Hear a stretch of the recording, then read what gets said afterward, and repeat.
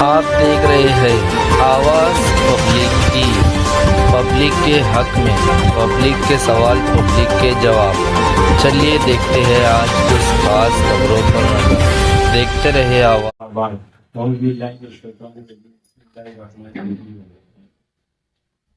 یہ جاوید منصوری سر میرے استاد ہیں، یہ مجھے انگلش میڈیم پڑھائے، انگریزی میں جو پڑھائے اس کی کاپی آج بھی میں تقریباً 7-8 سال سنبھال کر رکھا ہوں۔ یونیورسٹی پڑھائے میں وہ آج بھی سنبھال کر رکھا ہوں، سب بیان میں عقارت ضائع ہوئی، لیکن ان کے سر بہت زیادہ مخلص ہے، انٹیلیجنس ہے، اور بہت زیادہ وہ دین کے کاموں میں اور قوم کی فلاح و بہبود کی نیت کوشاں رہتے ہیں۔ تو سر کا مختصر تعارف کے بعد ہمارے شفیق اینٹی کرپشن صاحب نے، جاوید سر نے پوری رودات بتا دیے۔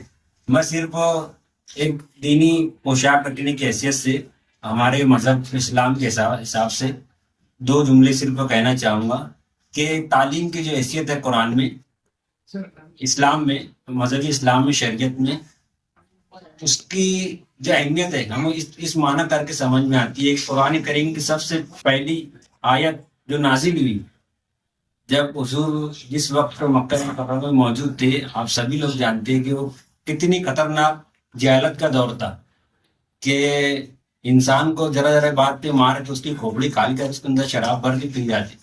وہ تفصیل بتانا مقصد نہیں، یعنی بہت زیادہ جہالت تھی۔ تو اللہ پاک اس کو دور کرنے کے لیے کیا چیز سب سے پہلے نازل کرتے؟ تو پورا قرآن کریم کی 6666 آیات ہے، کون سی آیت نازل پہلی کرتے؟ تو اللہ پاک نے سب سے پہلی آیت اقرا بسم ربک الذی خلق خلق الانسان من علق کہ علم کی اہمیت کو پہلے بیان کیا گیا۔ انسان تو علم حاصل کر، جب تیرے پاس علم آئے گا تو تجھے صحیح غلط کی تمیز آ جائیں گی، علم آئے گا تجھے بڑے چھوٹوں کا ادب احترام آ جائے گا، علم آئے گا حرام حلال کی تمیز آ جائیں گی۔ یعنی علم آئے گا تو بیسک کسی نے کیا خوب کہا ہے کہ تم اپنے بچے کو پہلے دین سکھا دو، پھر دین اس کو سب کچھ خود بخود سکھا دے گا۔ تو ہمارا جو مذہب اسلام ہے اس کی اول تعلیم یہ کہ اپنے بچوں کو تعلیم دے۔ اب وہ تعلیم موجودہ دور میں، دور حاضر میں آ کر ہم یہ سمجھتے ہیں کہ یہ اب تعلیم 2 طریقے سے، ایک دینی تعلیم قرآن حدیث کی اور ایک دنیاوی تعلیم۔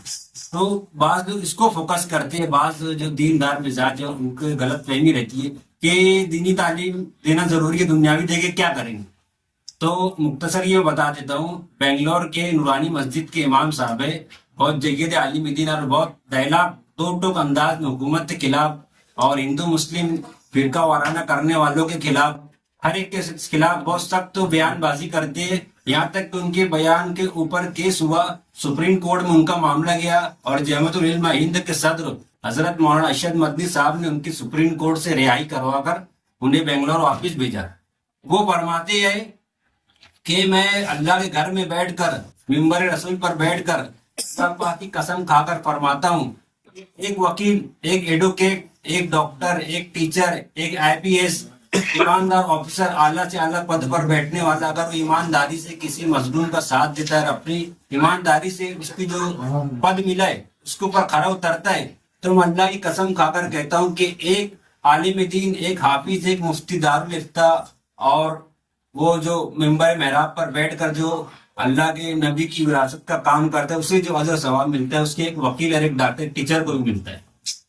تو آپ اس غلط فہمی سے دور ہو جاؤ۔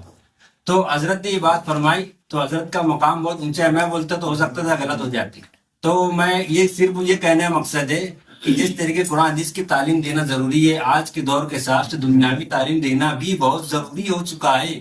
ورنہ آپ ابھی موجودہ جو ہے تعصب کا، جو بعض لوگ فرقہ وارانہ ہندو مسلم کرتے، تو آپ کو مندر گھنٹہ سمجھ لیں گے۔ آپ کے پاس پاور ہونا، تعلیم ہونا، علم ہونا بہت ضروری ہے، اور اس کے لیے سیوا فاؤنڈیشن جو ہمارے سر نے پوری ڈیٹیل بتائی، واقعی یہ قابل تعریف۔ ہم اینٹی کرپشن گروپ کمیٹی کی جانب سے سر کی پوری مکمل حمایت کرتے ہیں، اور ہماری بساط پوری کوشش کریں گے کہ ان کا جتنا سکے ان کی ان باتوں کو ہم دور تک نشر و اشاعت میں حصہ لیں گے۔ السلام علیکم۔